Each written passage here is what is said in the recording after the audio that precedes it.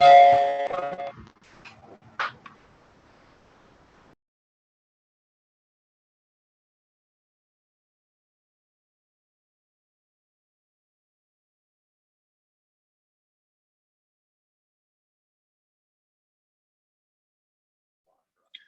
early people. Sorry, we'll get started in a couple minutes. Good morning, Loretta Brown Miller here, Chicago Park District and Austin stakeholder. Good morning. Good morning, good afternoon. We'll get started in probably 3 minutes as people come in.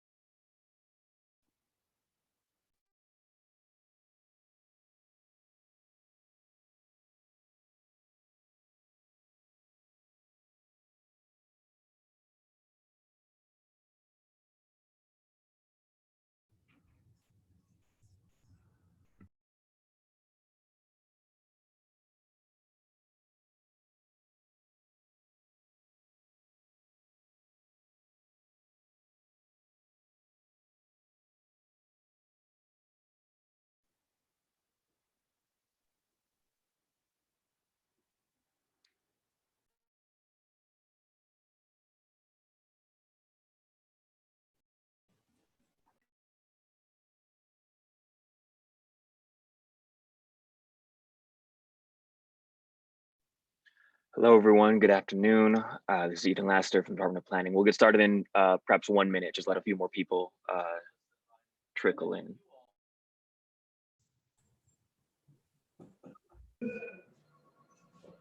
Oh my God. Good morning or good afternoon. Good afternoon. That's what I'm hearing. Oh my God. That's what I'm hearing. Craziness. Like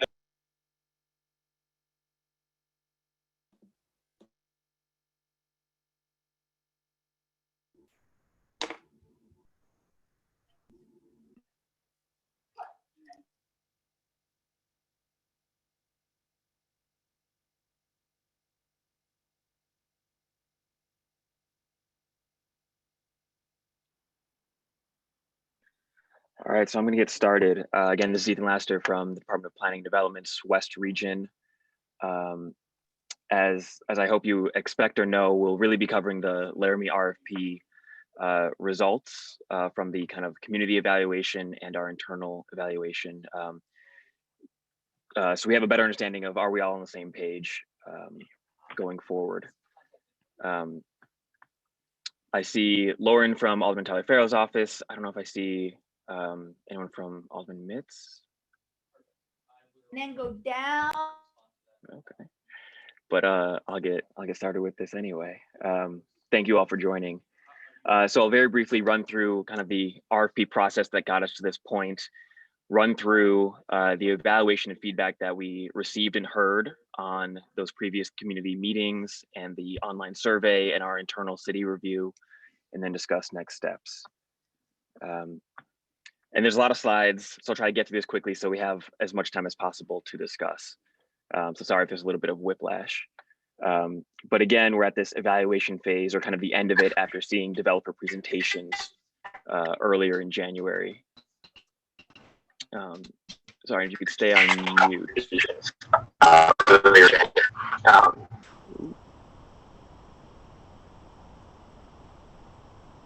Got it? All right. As noted in the community presentations, the city has the same evaluation criteria that was used for the community kind of feedback. This is about, the RFP is based on, does the proposal build community wealth? How are they actually competent as developers and as architects, as professionals? There's a quick note. Yes, I'll send out this presentation immediately following this meeting. There's just details about this we wanted to discuss first. And then, is it financially feasible for the city and for the developer? And all of that is intertwined with what feedback was actually heard from the community and the online survey that addresses community wealth, that addresses the competence of the proposal. So moving very quickly into the actual submission summaries and material.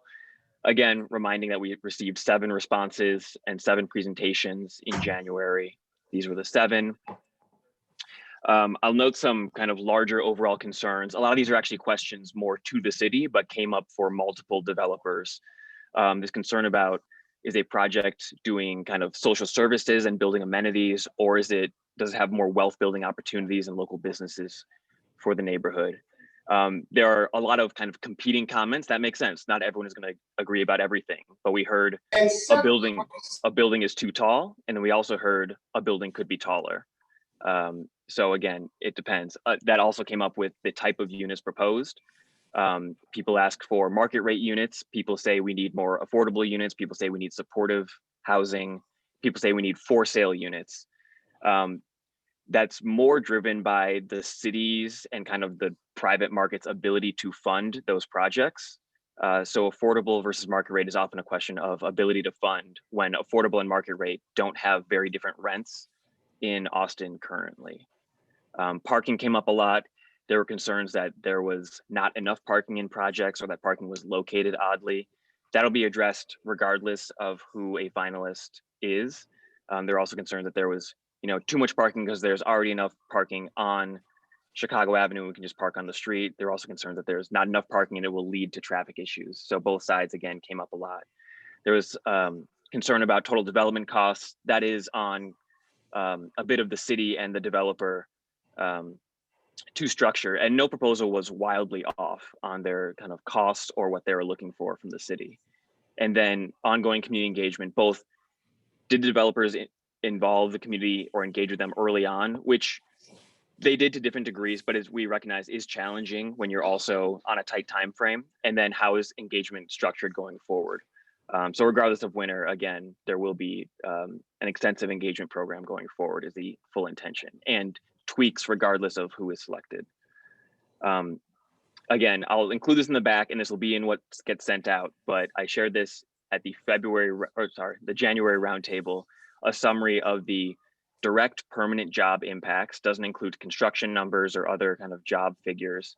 These can vary a lot, but this is what each developer sent us in their submittal. So I prepared a slide that addresses that. I can talk about this later on if this is worth discussing.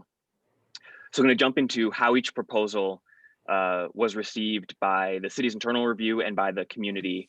I'll run through all 7 of these as briefly as I can to leave time to talk about them. So please bear with me as I get through these.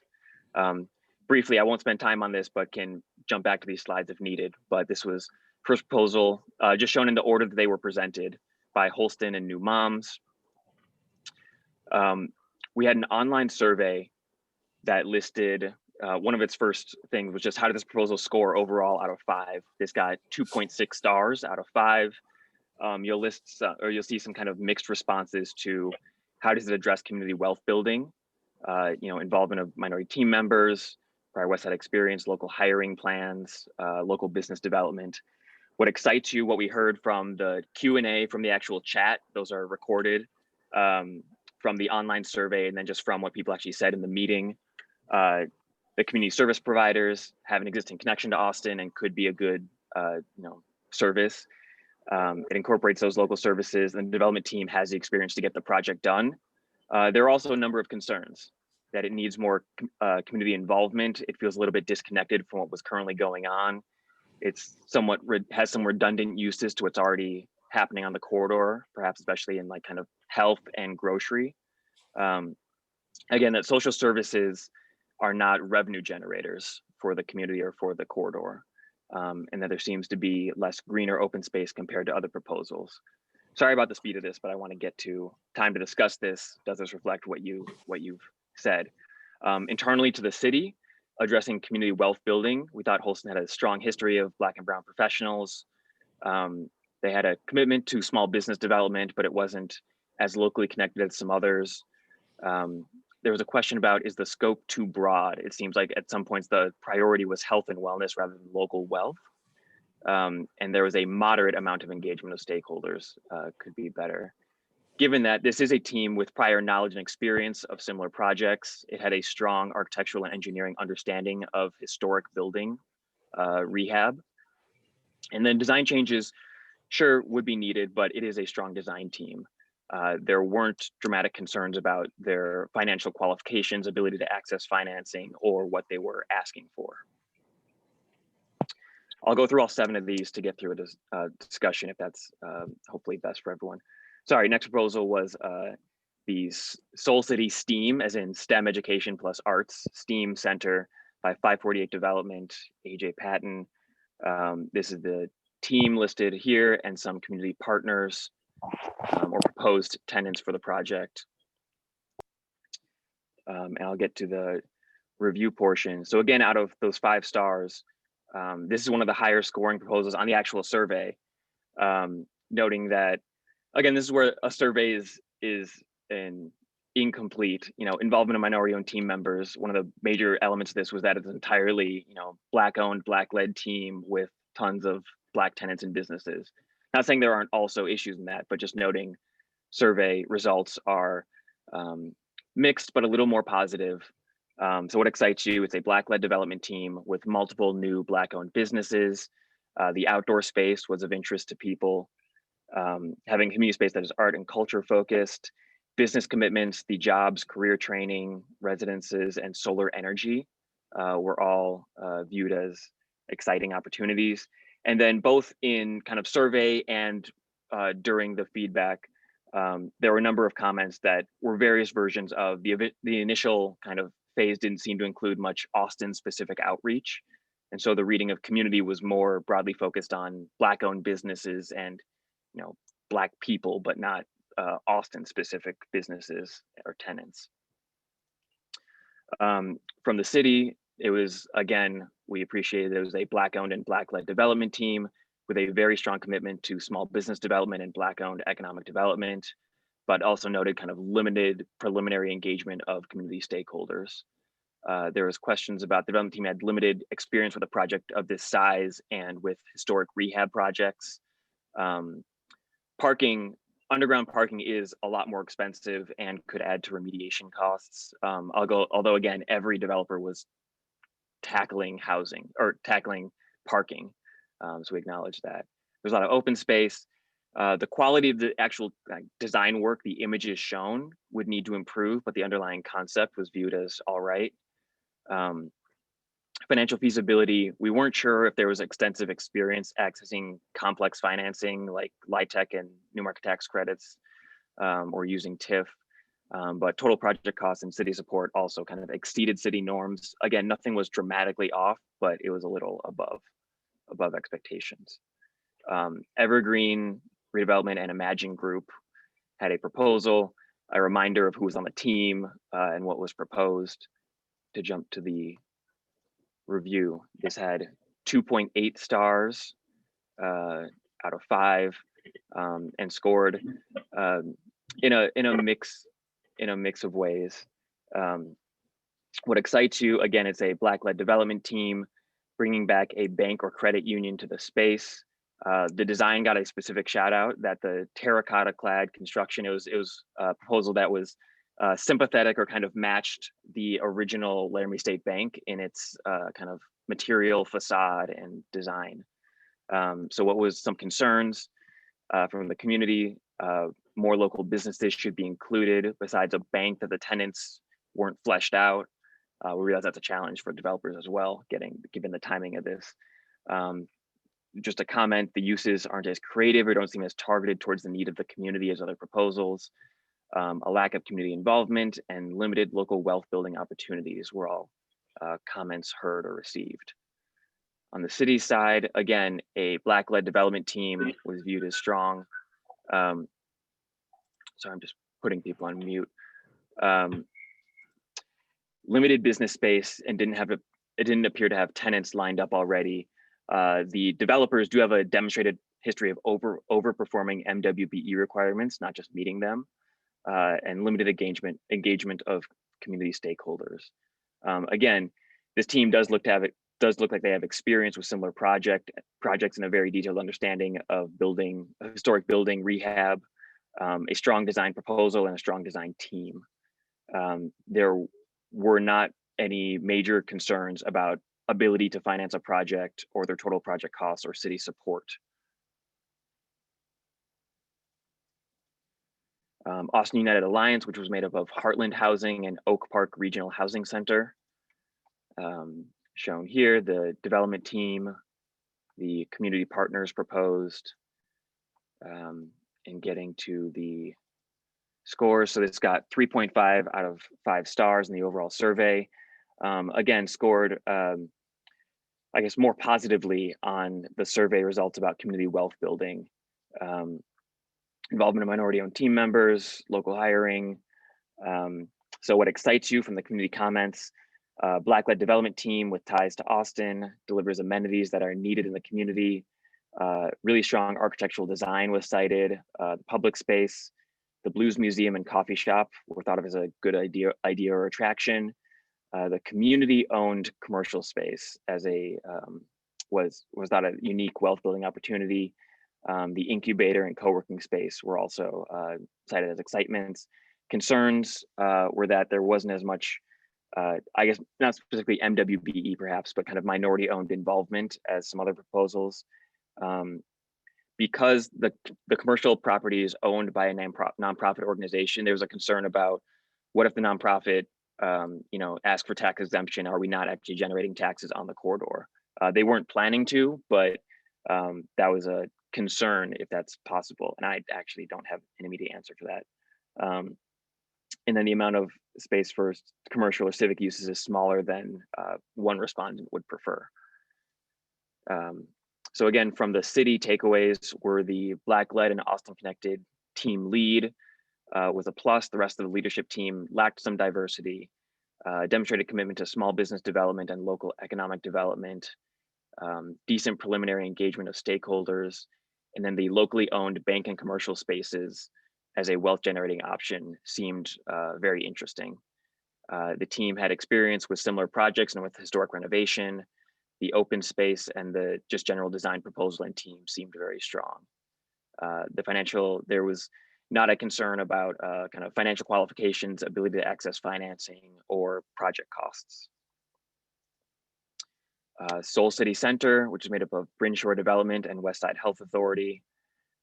Again, this was the development team and concept going through, Westside Health Authority is a community partner in and of itself, but didn't see other entities on that. The exhibit and other uses proposed. So from the online survey, it had 3.6 out of 5 stars, scored pretty highly on different elements of the community wealth building asked in the survey. Prior Westside experience being the highest. So community feedback, what excites you? A Black-led development team with ties to Austin, the public spaces this provides, the strong community involvement. Again, that spaces are accessible to the community and that it kind of matches a distinct cultural identity of Austin. Concerns were that there was not enough business space or revenue generating space, a low amount of permanent jobs and tax revenue generated given the number of kind of, not social services, but amenity or museum space. Concern about the development lead's ability to finish projects, and then little emphasis on wealth building, a lack of details for long-term employment or business development. And then from the city side, appreciated the Black-led Austin Connected development team. The rest of leadership lacked some equivalent diversity. We viewed it as an incomplete small business development plan, but intended to continue community engagement for that purpose. Developer had a record of prior MWBE hiring and decent preliminary engagement of stakeholders. The team had prior experience with some similar projects and significant open space and a decent design proposal and a good design team. And again, there were not major concerns about financial qualifications, access to financing, or total project costs. Sumac Jupiter, shown here, and the design development team and the proposed uses scored 1.8 out of the community survey. Was not viewed as a major driver of community wealth. I'm just gonna keep moving. So appreciated the minority-led team, but didn't have kind of tenant commitments.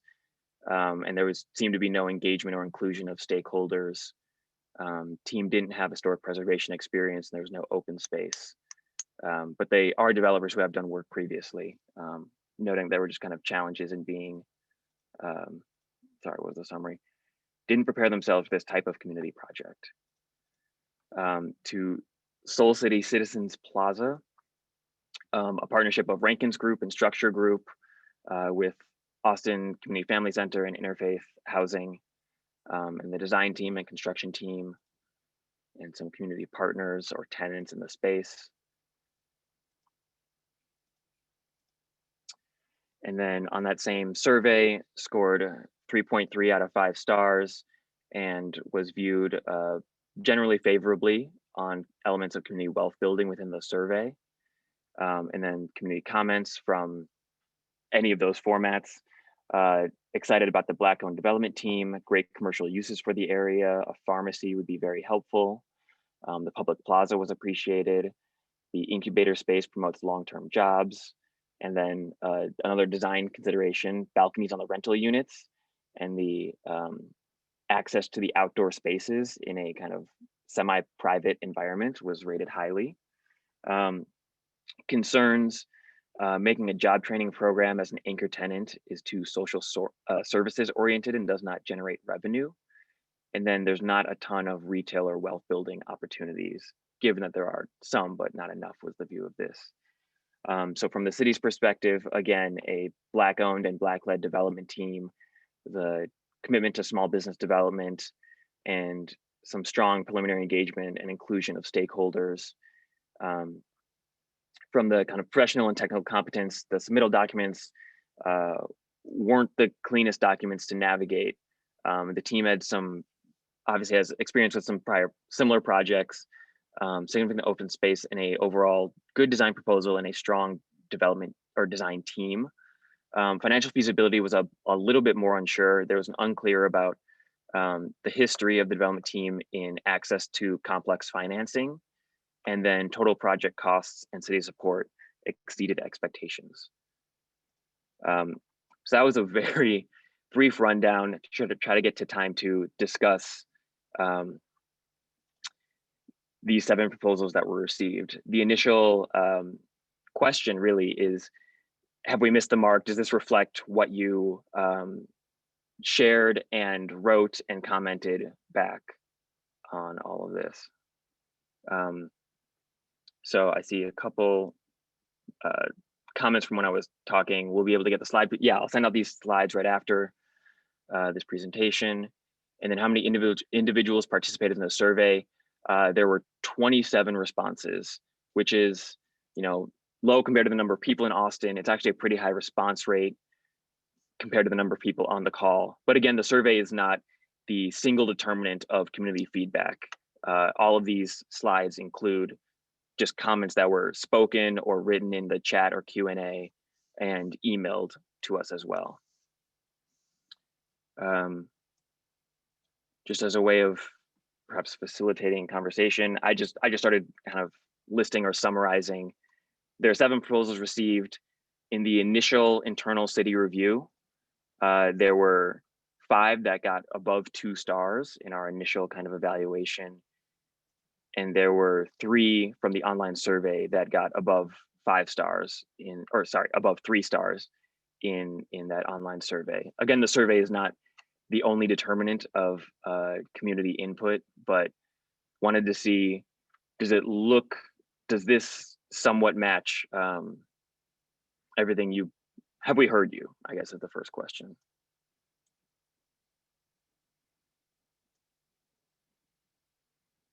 And I can't hear anyone.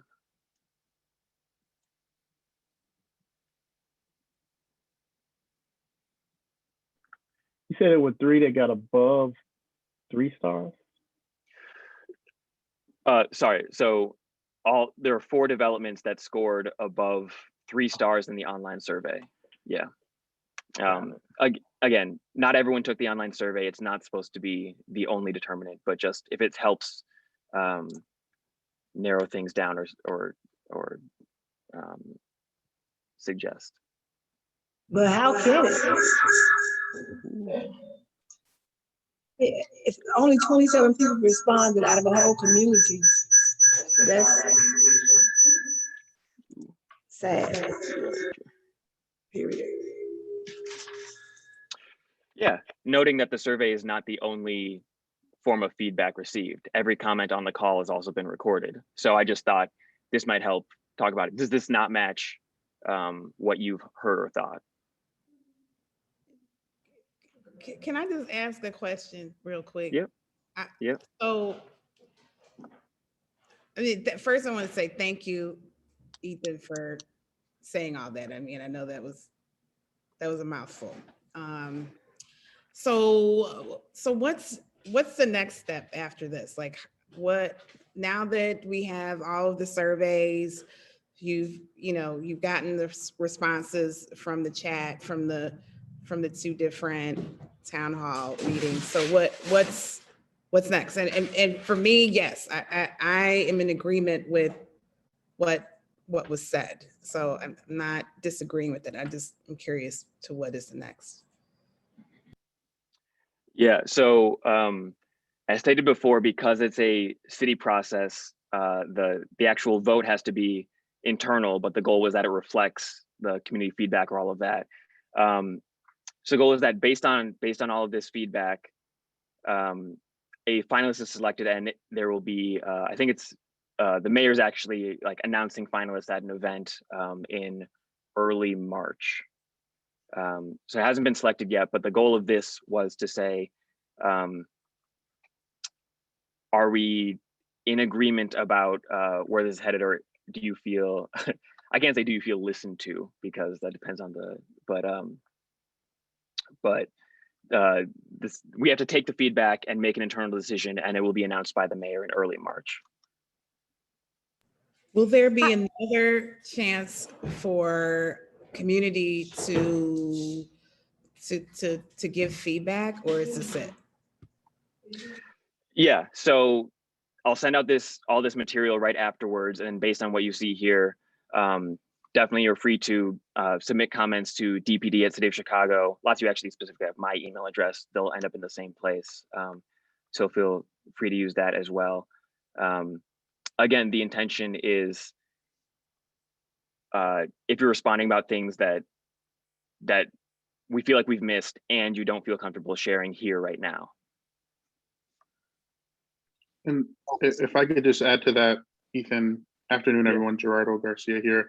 I think the other thing to keep in mind here is that once a finalist is selected, there will be, essentially there will be opportunity to continue to mold and shape the project as part of, the community engagement process that any project would undergo in Austin.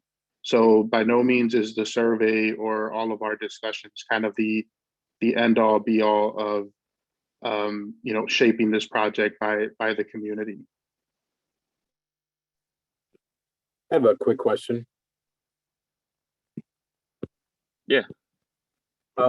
So a couple things. One, once this is determined, is there going to be a bidding process to do some of the, utility, fiber and all those sort of things on this project? And, the reason why I ask is through the Alderman's office, we've created for the past few years, we've been doing a lot of minority run work. We just got selected to work on the Obama Foundation Library for our South Side site. And we would like to, in terms of fulfilling the minority requirements for the actual work, not necessarily just a minority-owned company. So number one, is there going to be a bidding process for that? And number two, one of the knocks on what's happening with the Obama Foundation sort of build out is they need all these people to work, but the build is a 3-month project. And so I know that the mayor's office has a $17 million,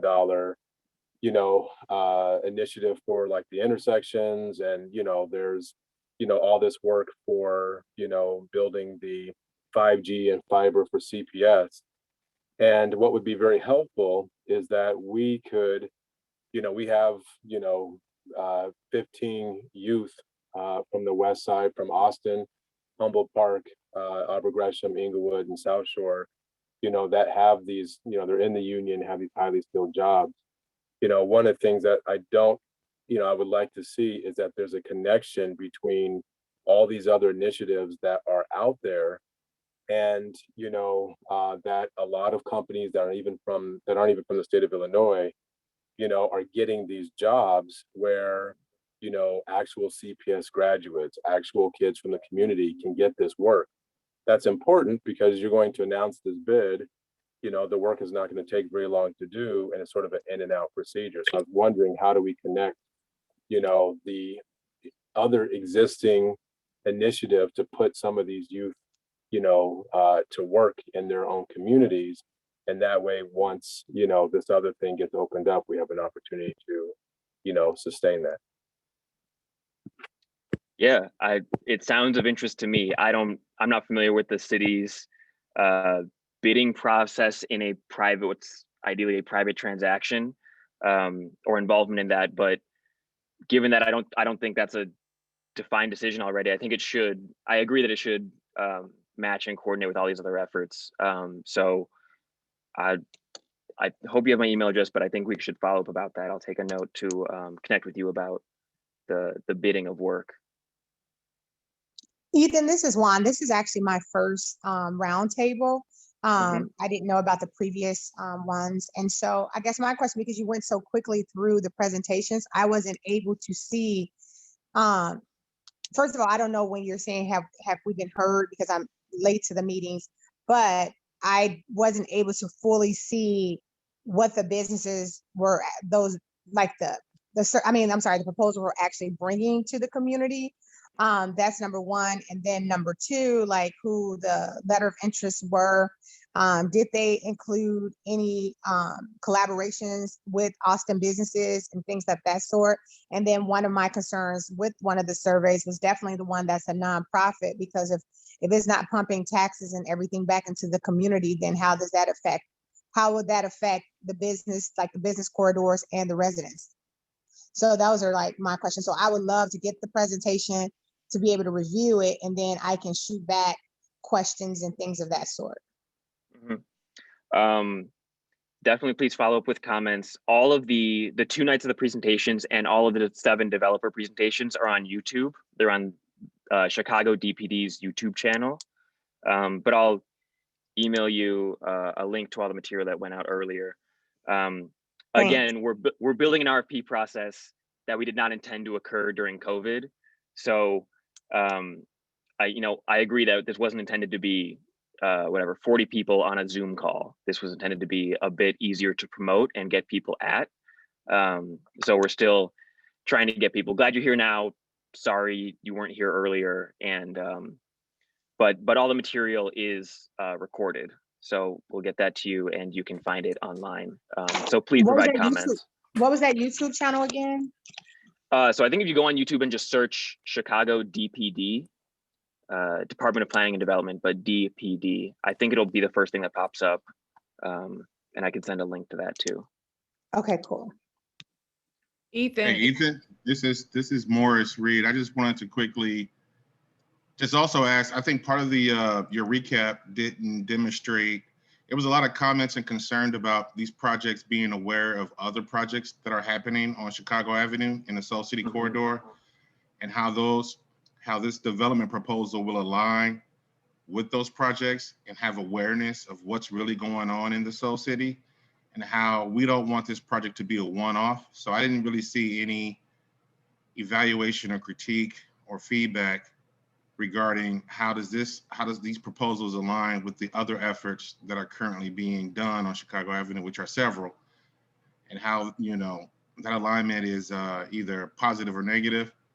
And then my second comment is just that there was also some comments and concerns about a community benefits agreement. Who had the, you know, whether there was some good feedback, whether positive or negative regarding, I think it goes to Dr. Flavian's comment as well, a willingness to enter into benefits agreements that can further engage community resources and community activity to be a part of the project. So I just didn't see that. I mean, I'll take another look at what you're sharing once you present the slides to us, but I didn't see that feedback being noted or described in your presentation.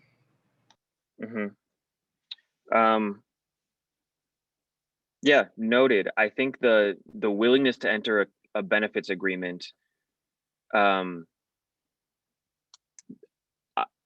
think that often comes up when a developer comes from out of a community and people need some way to enforce that things actually happen. The intent is that this is proactively doing a lot more of those things. But I can't assume for every developer, but assume that they have some interest in doing something like a community benefits agreement, given that they responded to this RFP. But I guess I could follow up about that. That makes sense. Hey, Ethan, this is Darnell. I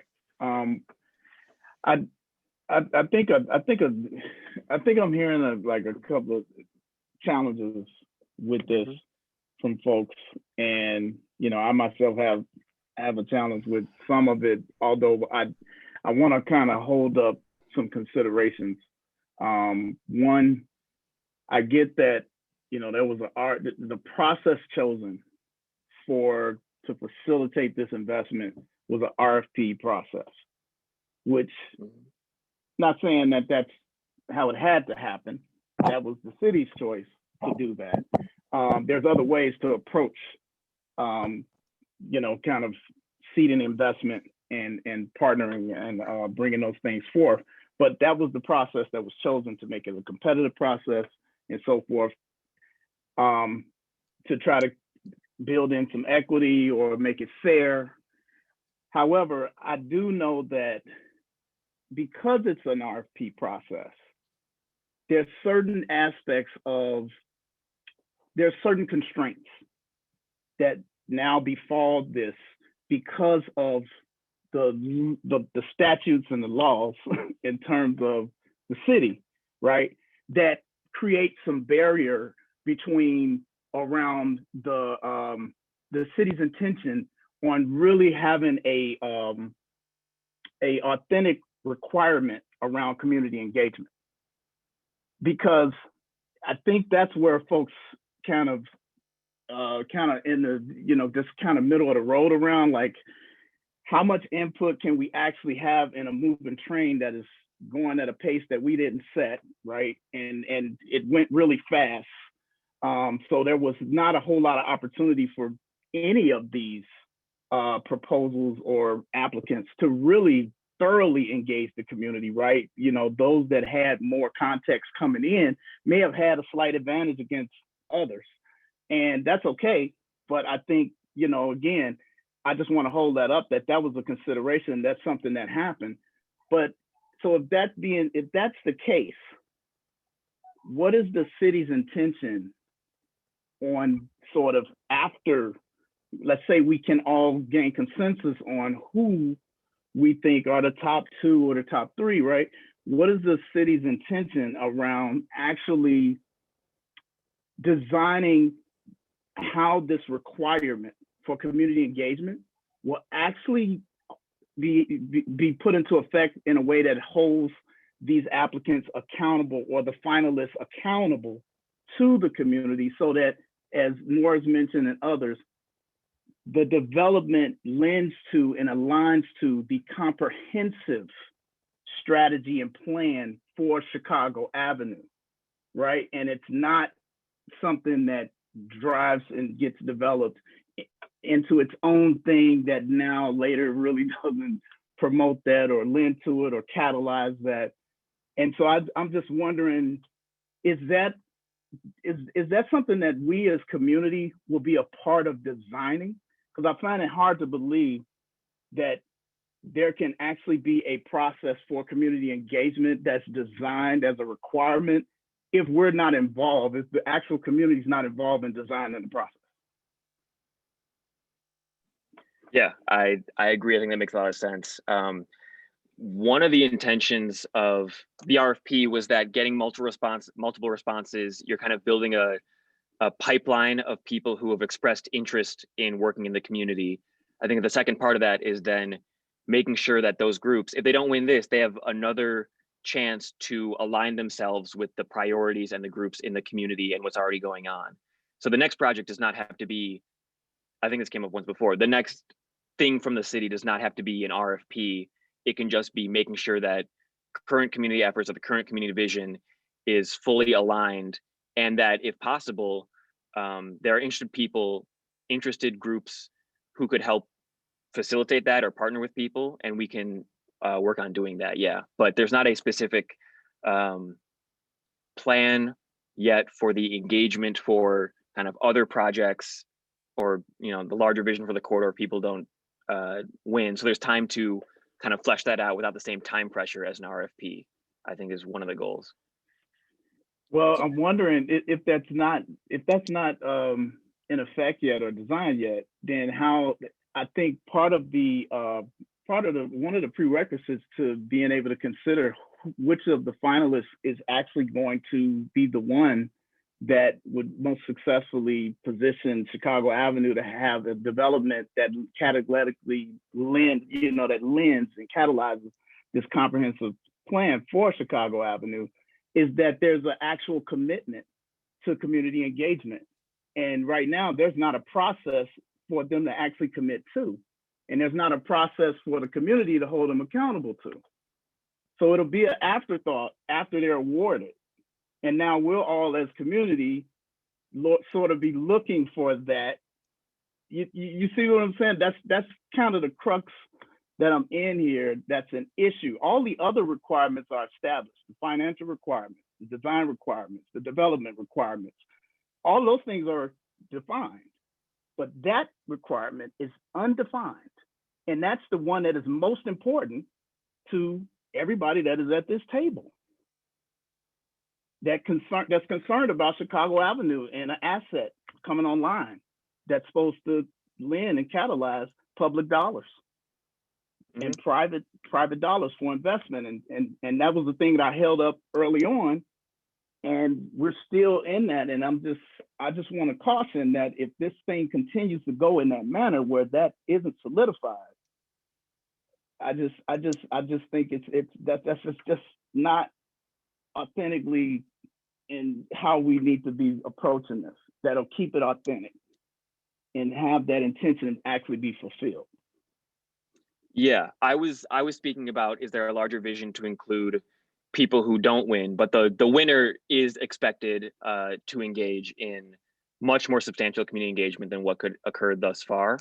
But I think there's definitely a reason to connect with Austin coming together, connect with lots of stakeholders about making sure you have a voice in shaping not just a voice in the process, but shaping the process itself as we define it more. At first I was speaking more about what do we do with lots of developers and lots of other sites in the future, and lots of existing plans and projects already existing. We don't need to RFP everything going forward. But the actual winner, I agree, there needs to be a more explicit plan there, and I think there's definitely room to shape that going forward.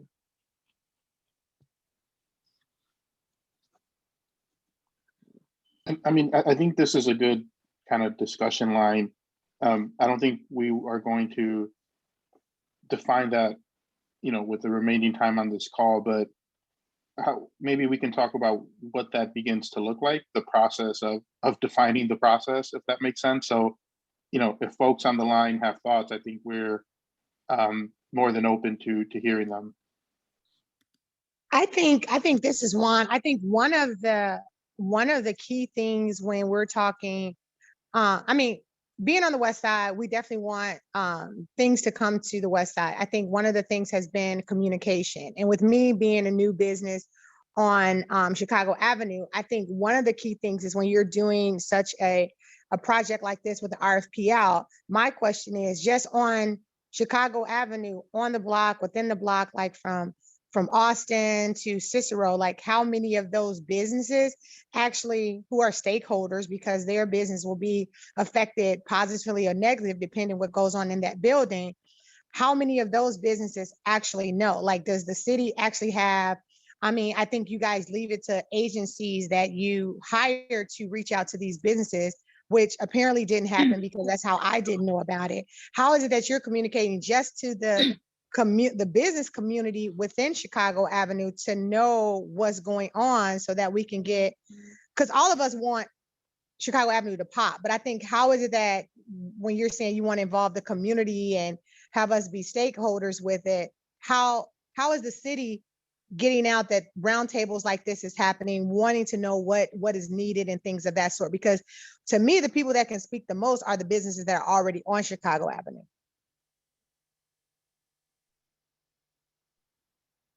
Yeah, I'll agree. I'll note that our Invest Southwest launched the same time COVID hit, so our whole engagement strategy that was planned for got immediately blown up.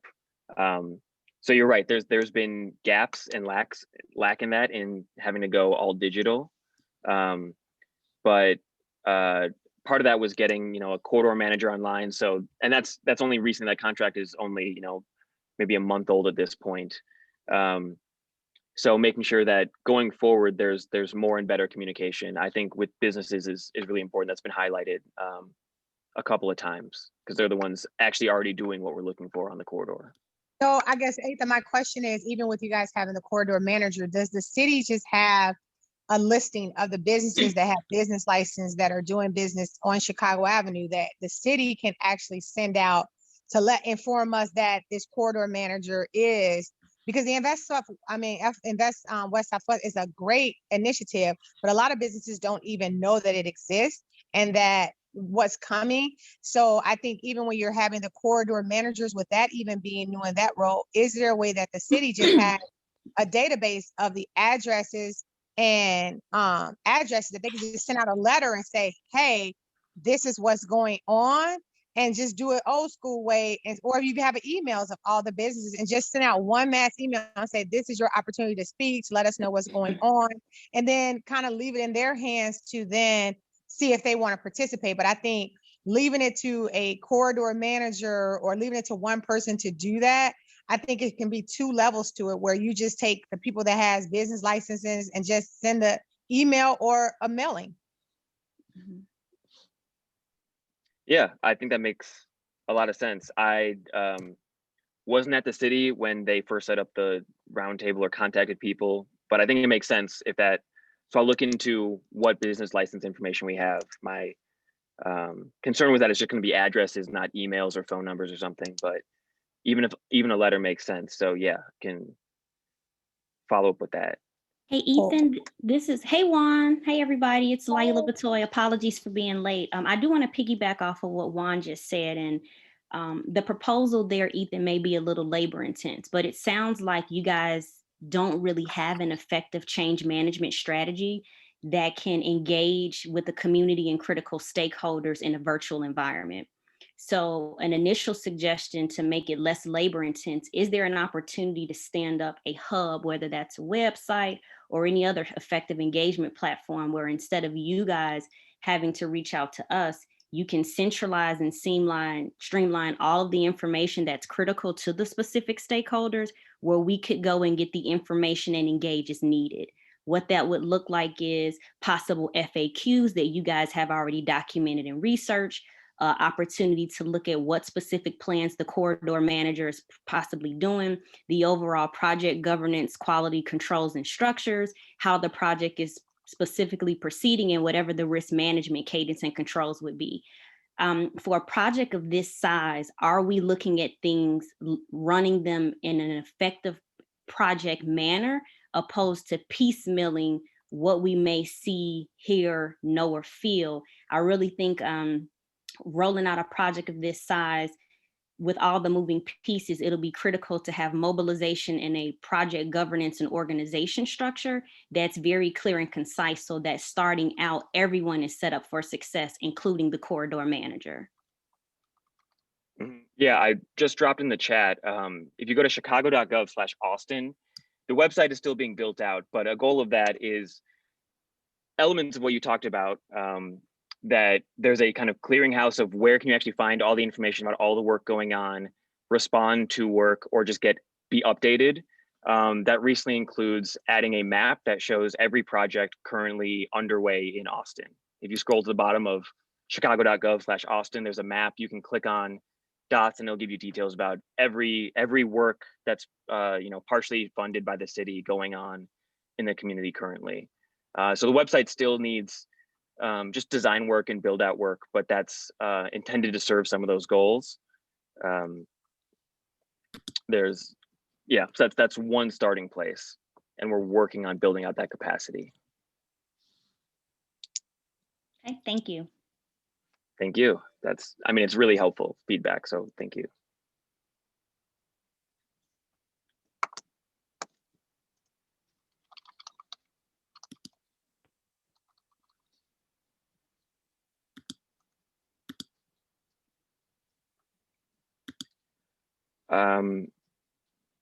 Okay, sorry, other comments. So CBA is essential and effective and important. CBA is huge. And then, so there were over 100 people on both nights of presentations. Did everyone receive the survey? Is it possible to open it back up? So I sent the survey to everyone who registered for either of the presentation nights. If you don't believe that's true, please, I don't know, let me know if that's not true, but I think every single person who registered received it.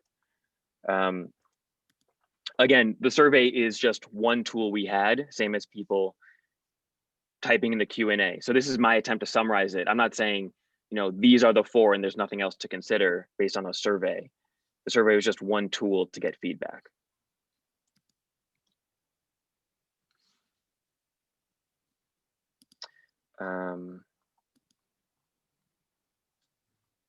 Let's see, what else?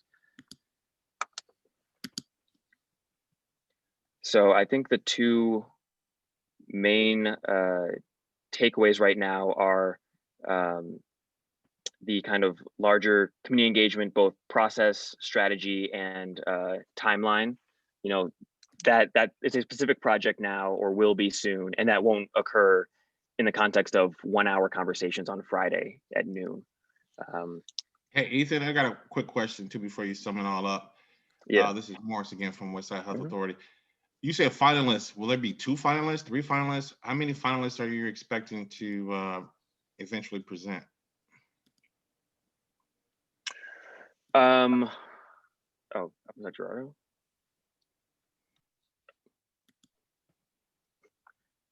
No, Was that for me? Think, if you want to, I was. Yeah.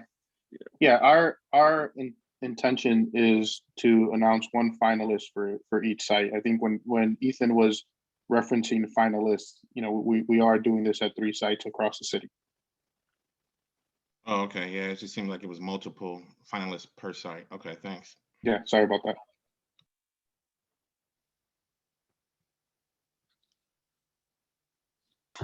But that's a change from what was being discussed, right? Like, if I remember correctly, last meeting it was like we might do 3 finalists and there will be a more extended process, or am I remembering incorrectly? The intention was to report back what we heard and kind of the tiers of where we saw. And so this is intended to be kind of tiers of what we heard, and feel free to agree or disagree with what is shown right now, or if that reflects kind of the tiers that was heard. Ethan, will there be a chance for the groups to respond to some of the concerns? For example, I'm seeing like Westside Health Authority, the development team is Black at the top, but our team also has diversity in our landscape designer. I mean, we have diversity across the board. So I just wanted to know if there was a way before the finalists are being announced, is there a way for the city or for the proposer to address some of the city and community concerns?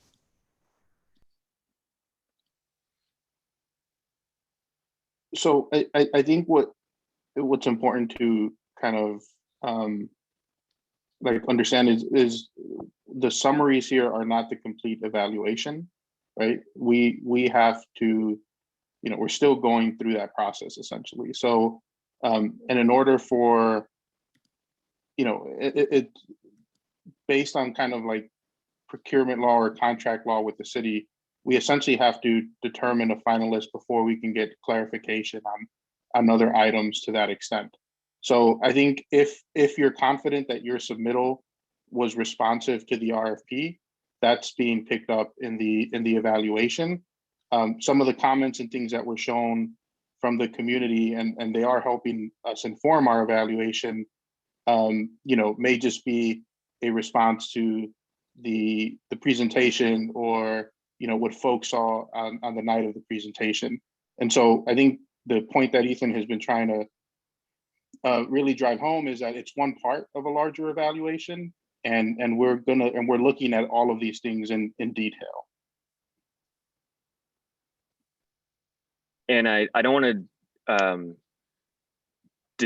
dismiss people's comments, is not the right way to put it, but we don't need the developer to respond if a survey person says, you know, this team has no minority participants and the entire development team is all Black, or they have no experience on the West Side and the team is very clearly connected to the West Side. There's certain comments that we just can't facilitate, and also are wouldn't make sense to include in our evaluation. But there are also a lot of very helpful comments, both positive and negative. And if that's and I mean, to cite that example, if that's a concern, it helps us look closer at the evaluation to either confirm that or say, actually, no, there is something here. They are being responsive in that regard.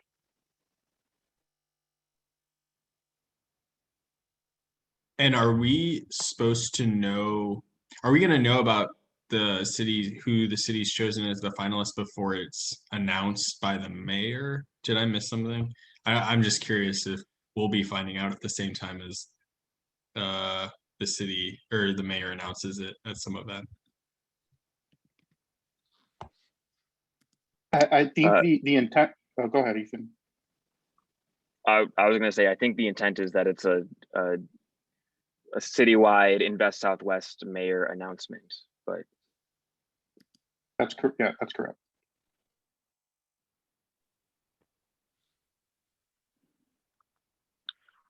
Quick question. There were some development groups that were defined as more financially viable than others.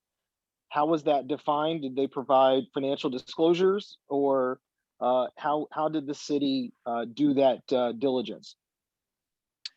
Yeah, there's pro formas for each response. It's not their solvency as an organization or a company, but their pro forma for the project, and that was evaluated by the city's financial incentives and Department of Housing teams.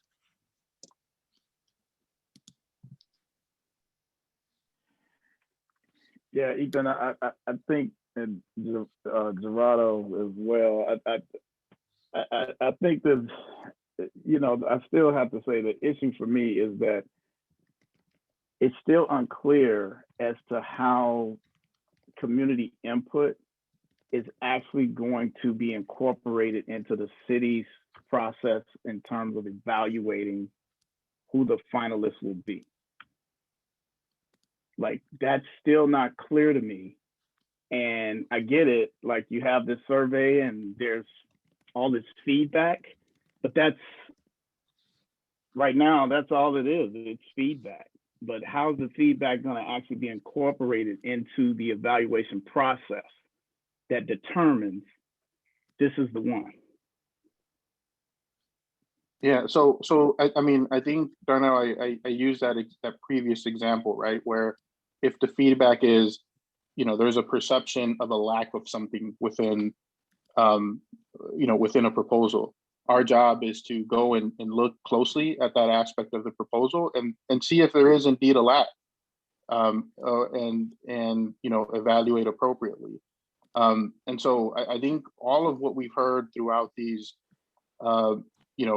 interviews or presentations from the developers and the comments and thoughts shared through that, as well as the survey responses, and even going back to last summer during our visioning workshops and the priority setting that we all did. All of that is playing a role in how we evaluate each of these proposals. And so we're taking that, we obviously feel we have an understanding of priorities. We've made venues to hear those. And so we're taking that and compiling it all and evaluating through that lens. But is that something that we as members of this roundtable can actually see, like this evaluation process, or is it because it's in city RFP that procurement law, contract law, all of these things, that is something that won't be that you're unable to share? Yeah, I mean that's the actual site insight too. That's the challenge we've been trying to solve, and this is essentially the solution that we've been proposing, right? And we want folks to be included, and we want folks to give their perspective and influence the evaluation. And this is essentially our response to that. I don't know of any other RFP where historically we've done that, where we've allowed opened it up for the community to have an evaluation role. And so that our thought is that that's what we're attempting and hoping to do here. Is this evaluation conducted by an independent consultant? Is it facilitated by the city? What's the vehicle to actually perform the assessments and do the data mining? Yeah, it's the city formed an evaluation committee, so it's all city staff, and it's folks really from across the disciplines of city government. So folks from our Department of Housing, our Department of Transportation, our Planning Division, our Design Division, Financial Incentives Division. So it's a large cross section of city staffers, city employees that are conducting the evaluation based on the criteria that were set out in the RFP. And so to Darnell's point, is there any way to neutralize the data to make it anonymous and be able to share it with the stakeholders on the phone? I believe, to trust the integrity of the process, you can share what, but you don't have to share who. So you could easily go in the back door, neutralize and isolate to set everything to anonymous to provide the overall readings and executive summary to the team in full transparency and partnership. I'm not sure that that's something we can do. I think we'll certainly look into it. Not to change some laws in order to do that, right, Gerardo? Potentially, or some city code. Logistically, it's easy to do. Maybe it's not legal. Yes, but logistically, yes. Logistically, it's very simple. We could do that. We could do that. Whether it's legal or stands up to legal challenges is a different kind of matter, and that we'll look into that. It's a fair ask. Yeah, and that our intent this process has been to again provide folks with that insight that they haven't had before to the best of our ability.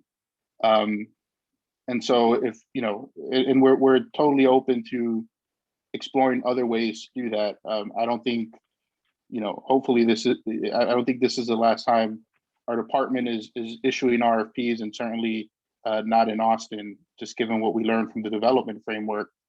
So there are opportunities not only to continue to shape this project, but also to shape the process as we kind of keep collaborating.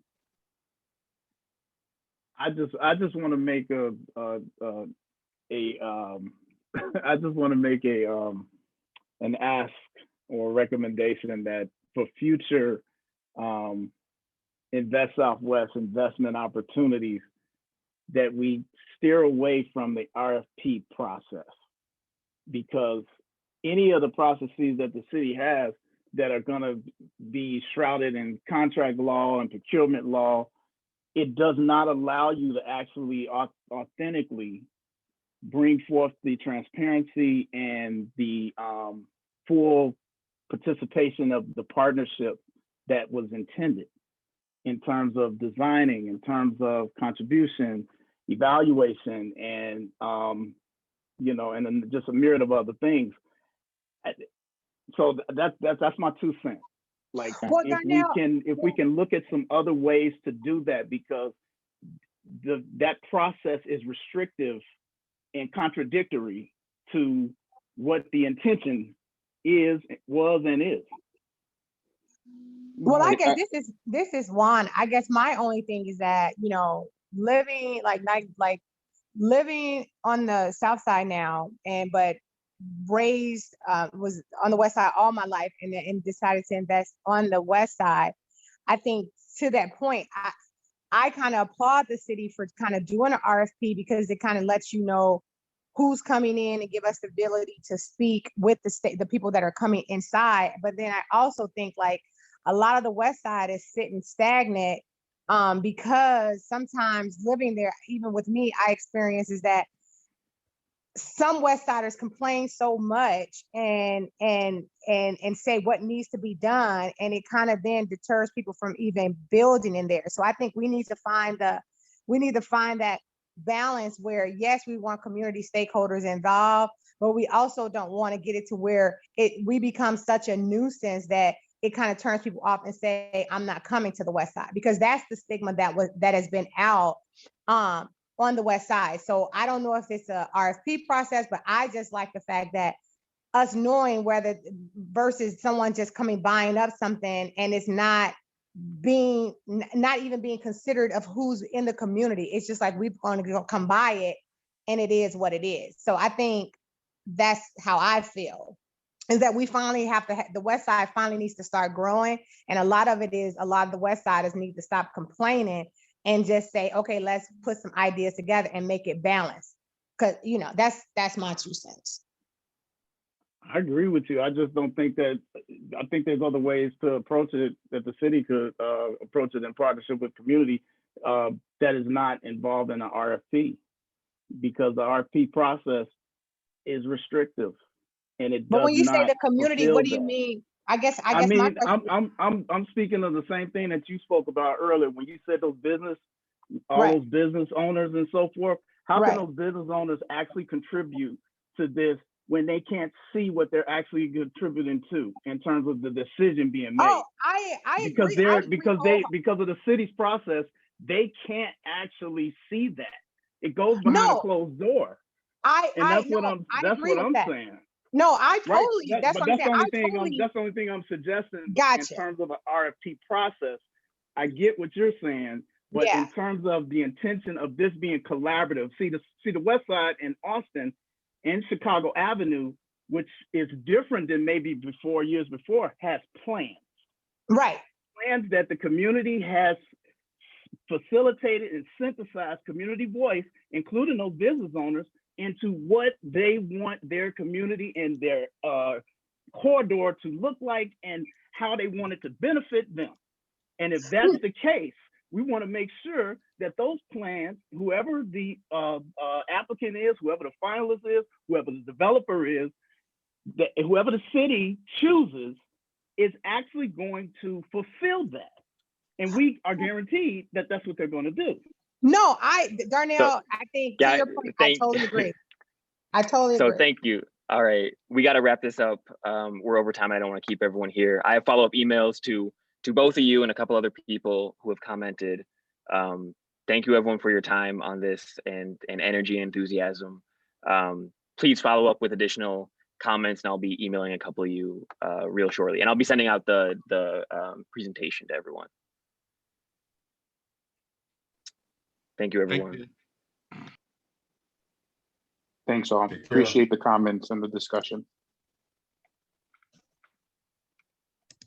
Thank you.